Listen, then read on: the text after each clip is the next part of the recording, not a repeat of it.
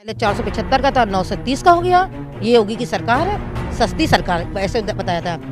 और बात रही राशन की, गेहूं चावल फ्री खिला के उससे ज़्यादा हमको दुखी कर दिया। ये हमें फ्री नहीं चाहिए, हमें अपना चाहिए और सही से चाहिए। ये सेवादारी यहाँ से जा रहे हैं उत्तर प्रदेश से, वो मठ में जाएंगे सब। अब यहाँ पे वही रहेगा जो बोले कम और काम ज़्यादा करे। तो बहन जी ऐसी हैं कि वादा नहीं करती कोई चीज़ का, लेकिन जैसे सत्ता में आती हैं वो उनका काम शुरू हो जाता है। और रोड पे निकलने पर महिलाओं को सुरक्षा पूरी तरह से सुरक्षित महसूस करती हैं। 1.5-2 फुट के गड्ढे हैं पश्चिम विधानसभा। पश्चिम विधानसभा में का ये हाल है, सबसे बड़ी समस्या यहाँ पानी निकासी है। यहाँ से बारिश होती है, बारिश के बाद आप ये देखते हैं 6-6 महीने 7-7 महीने तक पानी नहीं। सीआरपी की रिपोर्ट आप देख ही रहे हैं, हर 2 घंटे में एक बलात्कार हो रहा है। तो हम कैसे कह रहे हैं बेटी पढ़ाओ और बेटी बचाओ? इन्हीं ने नारा दिया था ना। तो आज के समय न बेटियां पढ़ रही हैं और न बेटियों को बचाया जा रहा है। यहाँ से जो भी प्रत्याशी बहन जी ने उतारा है, उनका नाम कायम रज़ा खान है। और वो इतने अच्छे प्रत्याशी हैं कि उन्होंने अभी टिकट उनको मिला, और टिकट मिलने से पहले जब लॉकडाउन था उन्होंने लाखों लोगों को जो है राशन वितरित किया। और आप देख रहे हैं सम्यक इंडिया टीवी। जय भीम, मैं शालिनी आनंद, आप देख रहे हैं सम्यक इंडिया टीवी। और आज मैं उपस्थित हूँ लखनऊ के पश्चिमी विधानसभा क्षेत्र के आदर्श विहार में। और यहाँ क्योंकि विधानसभा चुनाव जो 2022 का है, ये उत्तर प्रदेश की सियासत किधर करवट लेती है, उत्तर प्रदेश में इस बार 2022 का इलेक्शन कौन जीत कर जाता है, कौन आर होता है, कौन पार होता है, और यहाँ की जनता किसको चुनती है, ये देखना दिलचस्प होगा। तो यहाँ की जनता से ही हम बात करेंगे और जानेंगे कि यहाँ की जनता इस बार चुनकर उत्तर प्रदेश में किसको ला रही है। तो आइए बात करते हैं हम यहाँ की जनता से, यहाँ के लोगों से, उन्हीं से पूछते हैं कि वो क्या चाहती है। आइए मेरे साथ।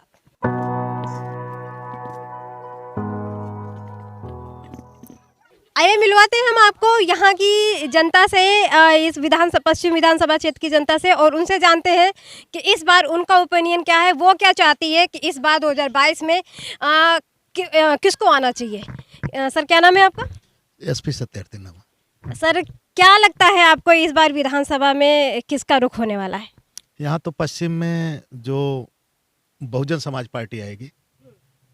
बहुजन समाज पार्टी आएगी जी। आप दावा कर रहे हैं? एकदम दावा कर रहे हैं। किस बेस पे दावा कर रहे हैं आप? लोग जो ये बीजेपी सरकार है, इसके व्यवहार से या इसके जो कार्यकाल से लोग त्रस्त हो चुके हैं, और माननीय बहन जी का ही उत्तम शासन रहा है।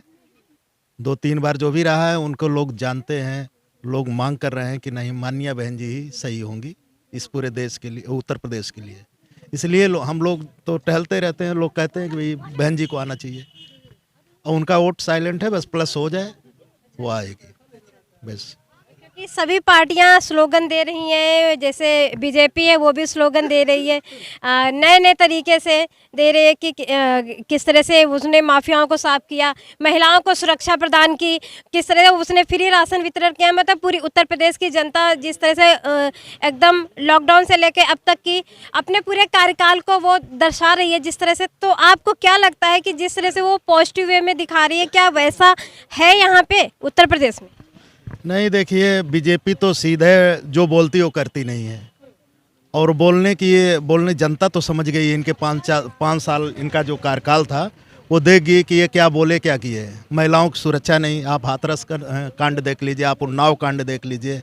महिलाओं के साथ क्या, जिसके पिता को लाश नहीं दे करके वो जलाया जाता है बिना उनके, तो क्या महिलाओं को सुरक्षा देंगे।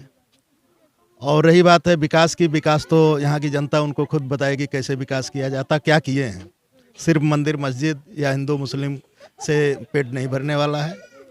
इसलिए वो कहते हैं, उनका अपना बोलना अलग है। वो फेंक, जैसे मोदी फेंक वैसे योगी फेंक हैं, और उनको जनता मठ भेजेगी अब की बार। सभी पार्टियां जो है जाति और धर्म के बेस पर लेकर चुनाव लड़ रही हैं उत्तर प्रदेश में। तो आपको क्या लगता है बीएसपी किस बेस पे चुनाव लड़ रही है? क्या कोई क्या है उसके पास? माननीय बहन जी का शासन अच्छा है, लोग कहते हैं। माननीय बहन जी का शासन अच्छा, लोग कहते हैं कि उनके समय में जो भी विकास हुआ वो किसी जाति और धर्म विशेष को लेकर के नहीं, चाहे हिंदू हो, चाहे मुस्लिम हो, चाहे सिख हो, चाहे ईसाई हो, किसी से आप जो है मिल लीजिए। आप भी टहलती होंगी, घूमती होंगी, तो वो लोग कहते होंगे कि नहीं, माननीय बहन जी का शासन प्रशासन अच्छा है, उनके समय में जितनी भर्तियां हुई, साफ नौजवानों को रोजगार मिला। वो एक नई तकनीक निकाल करके उन्होंने सफाई कर्मचारी पहले नहीं गांव स्तर पर हुआ करते थे, ऐसी भर्तियों को उन्होंने काम किया, लोगों को रोटी रोजगार मिला, लोग संतुष्ट हैं माननीय बहन जी के शासन प्रशासन से, इसलिए पुनः उनको लाना चाह रहे हैं। क्योंकि योगी जी बोल रहे हैं कि इस बार भी भगवाधारी आने वाले हैं, तो आपको क्या लगता है, क्या भगवाधारी आ रहे हैं या जा रहे हैं? भगवाधारी यहाँ से जा रहे हैं, उत्तर प्रदेश से, वो मठ में जाएंगे सब। अब यहाँ पे वही रहेगा जो बोले कम और काम ज़्यादा करे। तो बहन जी ऐसी हैं कि वादा नहीं करती कोई चीज़ का, लेकिन जैसे सत्ता में आती हैं वो उनका काम शुरू हो जाता है। और रोड पे निकलने पर महिलाओं को सुरक्षा पूरी तरह से सुरक्षित महसूस करती हैं। तो हमें ऐसी ही सरकार की ज़रूरत है जहाँ पे अपने आप को सुरक्षित महसूस हो। आप लोगों से जानते हैं, आपको क्या लगता है सर, इस बार विधानसभा 2022 का जो है इलेक्शन किसके पक्ष में जा रहा है? ये तो हम पूर्णतया नहीं कह सकते हैं, लेकिन आवाम का जो रुझान मुझे देखने मिल रहा है वो भाजपा के अगेंस्ट जा रहा है, उसके खिलाफ जा रहा है। क्योंकि उसके कई मुद्दे ऐसे हैं। हमारा भारत एक कृषि प्रधान देश है और गांव में इस बेहद ठंडी में, कोहरा पाला में किसान घरों में न रह करके एक फटा पुराना कपड़ा ओढ़ करके खेतों में जा रहा है, जहाँ 20-20, 25-25 जानवर उनके खेतों में पड़े हुए हैं। बाबा जी कह रहे मैं गौ भक्त हूँ, वहाँ आरीदार तार लगाए जा रहे हैं और जब डंडा मारते हैं तो उनके छिदते हैं, छिल जाते हैं और वो गौ हत्या होती है, वो योगी जी के ऊपर जा रही है और किसान की भी हत्या उन्हीं के ऊपर जा रही है। जो लॉकडाउन हुआ था उसमें बाहर से लोग आए, उनकी स्थितियां ऐसी हो गई। एक मैंने चश्मदीद देखा है कि एक व्यक्ति लेकर के अपने बच्चों को आ रहा था, उसका बच्चा गोदी में बगैर इलाज के भूखों तड़प करके, उसको दूध नहीं मिला, मर गया और उसने अपनी बीवी को नहीं बता पाया और अपने कंधे पर लाद करके वो चल रहा है। तब तक पुलिस मिल गई और पुलिस ने उसके जब बातचीत हुई तो वो बात खुल गई, ओपन हुई, तो देखा बच्चा लाश उसके हाथ में है। ये मोदी और योगी जी का कारनामा रहा है। ये आम पब्लिक के सामने जा चुका है कि जहां पर देखो परेशान उन्होंने किया है। आपको क्या लगता है इस बार किसकी सरकार होनी चाहिए? मुझे तो लगता है कि जो मानव के, समाज के, किसान के कल्याणार्थ कार्य करे वो सरकार होनी चाहिए। और वो सरकार को हमारी बहन जी ने करके दिखाया था। लखनऊ को लखनऊ बना दिया। जितना डेवलप किया है उनका डेवलप एक तरफ कर दिया जाए और ऑल अदर का एक तरफ कर दिया जाए तो उनका डेवलप पूरा बोलता है, दिखता है। जितनी अच्छी रोडें बनाई हैं, अच्छी बिल्डिंगें बनाई हैं, यहाँ पर बाहर के आने वाले व्यक्ति को एक कॉन्फ्रेंस करने की जगह नहीं थी, वहाँ पर आज 1-1 लाख, 2-2 लाख आदमी बैठ सकता है। वहाँ पर ऐसे ऐसे पार्क तैयार कर दिए हैं। ऐसा आपका रिवर फ्रंट के नींव डाली थी, वो तैयार कर दिया। हॉस्पिटल और क्या क्या करें कि जो कुछ अच्छा हो सका वो सब कुछ उन्होंने। क्या नाम है आपका? मेरा नाम आरपी किंकर। अच्छा जी, आप एक युवा हैं, तो इस बार आप एक युवाओं की नज़र से क्या देखते हैं कि इस बार युवाओं के हित में रोजगार में, क्योंकि युवाओं के लिए रोजगार बहुत ज़रूरी है आज, क्योंकि जिस तरह से आप देख रहे हैं कि बेरोजगारी चरम सीमा पर है, तो आपको क्या लगता है कि युवाओं के हित में कौन सी सरकार होनी चाहिए इस बार? क्या बदलनी चाहिए या फिर जो चल रही वही फिर से होनी चाहिए? नहीं, ये तो आप जैसे कि आप जो चल रही है उससे तो आप कोई भी नहीं स्वीकारेगा, क्योंकि ये चाहे युवा हो या किसान हो, ठीक है, युवा हो या किसान हो, दोनों इस सरकार से त्रस्त हैं। क्योंकि किसानों के खेतों में फसल नहीं बच रही है, हाँ, और युवाओं के लिए रोजगार नहीं है, तो इस सरकार से तो सभी त्रस्त हैं। हमको सरकार ऐसी चाहिए जो नए रोजगार कितना सृजन कर सके, जो नए नए रोजगारों का सृजन कर सके, जिसके पास ऐसे आइडियोलॉजी होनी चाहिए कि हमको कहाँ से रोजगार उत्पन्न करने हैं, हमको ऐसे चाहिए। ना कि हमको ऐसे लोग चाहिए हैं सरकार में जैसे कि जो हमको फर्जी में लेकर के अफवाह करते हैं, बयानबाजी करते हैं, घोषणा पत्र जारी कर देते हैं कि हम ये करेंगे ये करेंगे। ये सिर्फ उनके घोषणा पत्रों तक ही सीमित रहता है, क्योंकि आपको पता है कि जो लोग गरजते हैं वो कभी बरसते नहीं हैं। तो आप ये इसी विधानसभा से? जी, मैं पश्चिम विधानसभा से ही। चलिए और लोगों से हम बात करते हैं, जानते हैं। हमारे साथ एक महिलाएं हैं, मैं इनसे भी जानती हूँ कि आखिर वो क्या चाहती हैं कि इस बार 2022 में किसकी सरकार होनी चाहिए। क्या नाम है मैम आपका? ज्योति गुप्ता। आप क्या चाह रही हैं इस बार जो है 2022 में किसको लेके आ रही हैं आपकी पूरी महिला टीम? महिला टीम बहन जी को लाना चाहूँगी मैं तो। क्यों लाना चाह रही, क्या ऐसा है, मतलब बताइए कि कैसे ले? सबसे बड़ी खूबी उनका शासन, उनकी जो देख रेख में बहुत अच्छा, खासकर महिलाओं के लिए। जो ये गुंडागर्दी हो रही है, मारपीट हो रही है, जो लड़कियों के साथ ऐसा हो रहा है, उनकी राज में ऐसा कभी कुछ नहीं हुआ। जो आज हम परेशानी देख रहे हैं राशन के थ्रू, महंगाइयाँ, ये चीज़ें हैं, वो चीज़ें नहीं थी। हमारे उत्तर प्रदेश के जो मुख्यमंत्री हैं योगी आदित्यनाथ जी, वो तो यही कह रहे थे कि इस बार जो है शासन प्रशासन जो है उनका लॉ एंड ऑर्डर बहुत अच्छा था। महिलाएं कितनी सुरक्षित हैं, वो दावा कर रहे हैं कि महिलाएं सुरक्षित हैं। यहाँ पे माफिया को भगा दिया गया है और महिलाएं सुरक्षित। तो आप कह रहे हो महिलाएं सुरक्षित हैं, ऐसा क्या? आखिर उनके वादे फिर किस तरह से आपके हिसाब से फिर फेल होते नजर आ रहा है? ऐसा वो दम क्यों भर रहे हैं कि सब कुछ ठीक है? वो सिर्फ अपना घर भरा है, उन्होंने कोई दम नहीं भरा। उन्होंने क्या शासन दिखाया? कुछ नहीं। लड़कियों के साथ आए दिन छोटे मोटे केस होते रहे, छोटे मोटे क्या, बहुत बड़े बड़े केस हैं। छोटी सी बच्ची नहीं सुरक्षित है, और बड़ी लेडीजों का क्या है? उन्होंने शासन में सब योगी घर घर योगी उन्होंने बताया, योगी घर गए नहीं, उन्होंने अपना घर भर के योगी बताया। जिस तरह से, क्योंकि महंगाई, अगर हम बात करें महंगाई पर, तो चाहे घर की चीज़ों से लेकर हो, चाहे सरसों का तेल, जिस तरह से उस पर दाम बढ़ा है, और घर के जो गैस सिलेंडर है उन पर दाम बढ़ा हुआ है, तो उस पर क्या कहें? पहले 475 का था, 930 का हो गया। ये योगी की सरकार है, सस्ती सरकार, ऐसे बताया था। और बात रही राशन की, गेहूँ चावल फ्री खिला के उससे ज़्यादा हमको दुखी कर दिया। ये हमें फ्री नहीं चाहिए, हमें अपना चाहिए और सही से चाहिए। ये तेल दान, अगर नमक दान कर रहे हैं और चना दान कर रहे हैं, चने तो घोड़े खाते हैं, वो घोड़े की बिरादरी से थे क्या? कह रहे फ्री आवास भी दिए, आवंटित किए उन्होंने लाखों। किसी ने, उनके सिर्फ उनके साथी जो उनके अधिकारी उन्हीं के पास है। हम आम जनता के पास कोई ये नहीं है। निवास फॉर्म भरो, काशी राम निवास, उनके योगी जी निवास, सब कोई फॉर्म, एक सिलेंडर भी बताते हैं। सिलेंडर जितने देखो जाके उनके अधिकारियों के पास होंगे। आम जनता, किसी की जनता के पास एक सिलेंडर नहीं है। बता रहे 5 लाख रुपए तो देंगे, 5 रुपए नहीं उन्होंने दिए, और जनता का खून चूस लिया। और लोगों से हम बात करते हैं, उनसे जानते हैं कि उनके विचार क्या हैं। सर, क्या नाम है आपका? मेरा नाम सुनील कुमार है। सुनील कुमार जी, इस बार 2022 का जो विधानसभा इलेक्शन है, आप किस नज़र से देख रहे हैं? 2022 में जो है ना, शासन प्रशासन और सुशासन जो इसको कायम रखेगा, जनता उसको याद कर रही है, उसी को बुलाए, उसी को चाह। अच्छा जी, तो ये पश्चिम विधानसभा क्षेत्र से किसका जोर लग रहा है? पश्चिम विधानसभा से बहुजन समाज पार्टी के प्रत्याशी हैं कायम रजा खान जी। उनका जोर है। जोर इसलिए है कि वो ज़मीनी कार्यकर्ता हैं, लगभग 20-25 साल से प्रधान है, लोगों से, पब्लिक से, मतलब एक कहे ज़मीनी कार्यकर्ता, और बहुत बड़े समाज सेवी, हर किसी के सुख दुख में खड़े रहते हैं। ये नहीं है उनके अंदर कोई ईगो घमंड की, तो वो इस समय परफेक्ट है। तो यहाँ के जो वर्तमान, जो इस समय मौजूदा जिनकी चल रही थी सरकार यहाँ पे, वो किस तरह से काम किए? यहाँ काम के नाम पे तो यहाँ कुछ नहीं हुआ है, और इससे पिछली सरकार रही है सपा सरकार, उसमें से तो फंड भी वापस हो गया, जो यहाँ डेवलपमेंट के लिए आया वो वापस हो गया।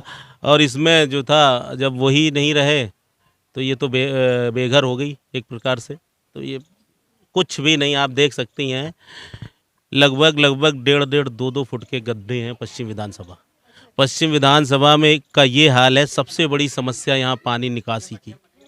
यहाँ से बारिश होती है, बारिश के बाद आप ये देखते हैं 6-6 महीने, 7-7 महीने तक पानी नहीं निकलता। दूसरी समस्या शुद्ध पेयजल की। आप देखिए जाके, समरसेबल लोगों ने कितने लगा लेंगे, लोग गरीब तबका जो है, आप उनके लिए टंकी लगा दी गई, वो कहाँ पानी। सबसे बड़ी समस्या पेयजल, पानी निकासी, रोड। और आप देखिए जाके, जो न्यू डेवलप हो रहे हैं लोग कॉलोनी, जो बाहर से आकर लोग रह रहे हैं, वो बांस और बल्ली पे लगभग 2-2, 3-3 किलोमीटर तक उनके पोल नहीं है, और उनको बिजली कनेक्शन है। यही बिजली विभाग उनको कनेक्शन दे रहा है, क्योंकि उनसे पैसे ले रहा है। कोई गरीब कहता है इतने मीटर का ये है, इतने मीटर का, उनको रूल्स एंड रेगुलेशन समझाए जाते हैं। तो बहुत दिक्कत है, बहुत ही ज़्यादा दिक्कत इस बार। आप मतलब पूरे पब्लिक में जाके वाइवा कर रहे हैं, पूरे पब्लिकली आप पब्लिक ओपिनियन को ले रहे हैं और बात कर रहे हैं लोग। मैं पेशे से अधिवक्ता हूँ। अच्छा जी। अधिवक्ता हूँ तो पब्लिक से टच हूँ। समाज का हर वर्ग, चाहे वो व्यापारी हो, चाहे वो कर्मचारी हो, चाहे युवा हो और चाहे महिलाएं खासकर, सब हमसे पूरी तरीके से टच, क्योंकि हमारा काम है लोगों के बीच में रहना। और अब एनसीआरबी की रिपोर्ट आप देख ही रहे हैं, हर 2 घंटे में एक बलात्कार हो रहा। तो हम कैसे कह रहे हैं बेटी पढ़ाओ और बेटी बचाओ, इन्हीं ने नारा दिया था ना। तो आज के समय न बेटियां पढ़ रही हैं और न बेटियों को बचाया जा रहा। अब करें पढ़ाई की बात तो एजुकेशन सिस्टम में इतना ज़्यादा इन्होंने करप्ट कर दिया है। आप एक बात बताइए, एक गरीब बच्चा इसको सरकारी स्कूल में भेजा इसलिए जा रहा है कि उसको वहाँ खाने को मिल रहा है, और वहीं एक बहुत बड़े बड़े सीएमएस वगैरह यहाँ के कुछ नाम जयपुरिया टाइप के स्कूल हैं, एक जो नर्सरी क्लास का बच्चा है उसकी फ़ीस 4,000 रुपये। यहाँ बहुत से ऐसे लोग हैं जिनकी 1 महीने वो मेहनत करते, मजदूरी करते, तब उनको 4,000 उनकी जेब में आता। अब आप बताइए वो एजुकेशन को कैसे अफोर्ड कर पाएंगे। ये जो एक दूरियाँ बढ़ती जा रही हैं, एक फंडामेंटल राइट ख़त्म किए जा रहे हैं, आपकी शिक्षा का अधिकार ख़त्म किया जाए, ये सोची समझी राजनीति है। क्यों नहीं दे रहे शिक्षा फ्री? आप अनाज फ्री दे रहे हो, शिक्षा क्यों नहीं फ्री दे रहे? रोजगार क्यों नहीं दे रहे हो कि आप रोजगार दीजिए, ज़रूरत ही नहीं पड़े। आप देखिए वर्ल्ड में कहाँ से कहाँ गरीबी में आ गए, 107 नंबर की। ये डेवलपमेंट नहीं है, लोगों को बेवकूफ़ बनाया जा रहा है, गरीब जनता को फिर वही बहलाया फुसलाया जा रहा है कि वोट दीजिए और हम राज करें। और ये सब देख ही रहे हैं आप, तो पत्रकार बंधु हैं, सब समझ रहे हैं। आप क्या कहना चाहेंगे विधानसभा चुनाव को लेकर? हमारा विधानसभा चुनाव में इस बार जो कायम रजा जी आ रहे हैं, क्योंकि अभी तक के जो जितनी भी पार्टियां हैं वो अपना दामन छुपा करके बैठी हैं, और माननीय बहन जी ने अपने सारे पत्ते खोल दिए हैं कि जाइए और दमदारी से लड़िए। कायम रजा खान जी प्रधान भी हैं वर्तमान में और वो काम कर रहे हैं जनता के लिए, तो वो उन्होंने किस तरह से काम किया है इस क्षेत्र में? काम उन्होंने जनता के बीच जा कर के उनकी समस्याओं को सुना है, उनके दुख दर्द को देखा है, और जो जहाँ पर तकलीफ़ होती है वो अपने स्वयं के पहले यानी पैसे से, या जैसे उनको आर्थिक मदद चाहिए तो आर्थिक, और अगर साधन से भी चाहिए, अगर कहीं जाना होता है तो वो जाते हैं। आपको क्या लगता है इस बार किसकी सरकार होनी चाहिए? इस बार माननीय बहन जी की सरकार होनी चाहिए। क्या नाम है आपका? भीमसेन। ये और हम लोगों से बात करते हैं। क्या नाम है आपका? मेरा नाम अजय है। तो इस समय 2022 का रुख कैसा है यहाँ का? 2022 का रुख ये है कि बहन जी पूर्ण बहुमत से आ रही हैं। जैसा कि आप देख रहे हैं 403 सीटों पे जो चुनाव हो रहा है, और बहन जी ने किसी से भी गठबंधन नहीं किया है। तो किसी से गठबंधन किया नहीं, क्योंकि वो ऑलरेडी मजबूत हैं, और जो कमज़ोर होता है वही गठबंधन करता है। जैसे कि हम बात कर रहे हैं अखिलेश यादव की, वो छोटे छोटे दलों से भी गठबंधन कर रहे हैं, जिसकी मतलब जरा सी भी सभी, क्योंकि सभी पार्टियां गठबंधन कर रही हैं और वो गठबंधन करके उतर रही हैं मैदान में, लेकिन बहुजन समाज पार्टी ने गठबंधन नहीं किया, ऐसा क्यों? बहुजन समाज पार्टी ने गठबंधन क्यों नहीं किया? क्योंकि वो ऑलरेडी वो मजबूत है, इसीलिए उसने गठबंधन नहीं किया किसी से। और गठबंधन करने से जो है, जो कैडर का वोट होता है वो इधर उधर हो जाता है। और आप तो बहन जी का शासन आपने देखा ही है कि 4 बार जब मुख्यमंत्री रहीं और कैसा उन्होंने कार्य किया, लखनऊ को क्या से क्या बना दिया। अगर आप चले जाइए गोमती नगर, हजरतगंज, आलमबाग, मतलब आप सोच नहीं सकते कि हम कहाँ पे आ गए हैं। जी उत्तम बन गया बिल्कुल लखनऊ प्रदेश। जहाँ पे जंगल हुआ करता था आज वो पूरा महल है पूरा एकदम। इस विधानसभा क्षेत्र में जो यहाँ की दिक्कतें हैं, परेशानियाँ, वो किस हद तक यहाँ पे सुधार हुआ है या भी बाकी है करना? अब देखिए यहाँ पे पश्चिम विधानसभा क्षेत्र लगता है लखनऊ 171। यहाँ के मौजूदा जो है सुरेश श्रीवास्तव जी, जिनकी कोरोना में डेथ हो गई थी, उनकी वाइफ की भी डेथ हो गई थी, और उनका जो है 3.5 करोड़ रुपए वापस चला गया, कोई कार्य नहीं हुआ। इससे पहले जो है रियान नहीम थे, उन्होंने भी कोई कार्य नहीं किया। तो इसको देखते हुए यहाँ से जो अभी प्रत्याशी बहन जी ने उतारा है, उनका नाम कायम रजा खान है, और वो इतने अच्छे प्रत्याशी हैं कि उन्होंने अभी टिकट उनको मिला, और टिकट मिलने से पहले जब लॉकडाउन था उन्होंने लाखों लोगों को जो है राशन वितरित किया। और मतलब हम इसलिए बता रहे हैं क्योंकि वो सोशल मीडिया पे नहीं कि कोई दिखाता है, क्योंकि हमारे मोहल्ले में काफ़ी जो लोग गरीब हैं, जो लोग मतलब रोजी रोटी वाले हैं, जिनके पास कोई मतलब साधन नहीं है, मतलब क्योंकि लॉकडाउन था, कोई आदमी कुछ कर नहीं पाएगा, तो पूरा राशन उन्हीं के यहाँ से आता था। सोच लो 2-2, 3-3 हज़ार आदमी जो है रोज डेली लाइन में लग करके रोज राशन लेकर के आता था। सोचो अभी जीते नहीं है कायम रजा खान, तब उन्होंने इतना किया है। अगर जीत जाएंगे तो फिर जो है पश्चिम विधानसभा को फिर क्या से क्या कर देंगे, तो आप हाँ समझ सकती हैं आप इस चीज़ को। तो ये है यहाँ पश्चिम विधानसभा के जो प्रत्याशी इस बार चुने गए हैं बहुजन समाज पार्टी से, कायम रजा खान जी। उन्होंने अपने कार्यकाल, जो उनका प्रधानी का कार्यकाल रहा है, उसमें उन्होंने जो कार्य किया है यहाँ की जनता अपने मुंह से बता रही है, अपने मुंह से उसके बारे में बता रही है कि किस तरह से उन्होंने परिवर्तन किया और यहाँ पे इस क्षेत्र में और कितना ज़्यादा काम करने की ज़रूरत है। अगर वो बहुजन समाज पार्टी की तरफ से अगर वो प्रत्याशी मतलब वो जीत कर आते हैं तो तब कितना परिवर्तन करेंगे, तो यहाँ की जनता खुद बता रही है और अपने मुंह से बता रही है। अब देखना बड़ा दिलचस्प होगा कि इस बार उत्तर प्रदेश में किसकी सरकार आती है, कौन आता है कौन जाता है, ये तो वक्त ही बताएगा। ये तो 10 मार्च को ही फाइनल होगा। चलिए देखते रहिए और हम पब्लिक ओपिनियन रखेंगे आप लोगों के सामने, क्योंकि हम निकले हुए हैं पूरे पब्लिक में, पब्लिकली लोगों से मिल रहे हैं, बात कर रहे हैं। और लखनऊ में हमारा ये सर्वे चल रहा है, 2022 चुनावी सर्वे चल रहा है हमारे सम्यक टीवी इंडिया और सम्यक टीवी 24 की तरफ से। तो देखते रहिए और शालिनी को दीजिए इजाज़त। जय भीम।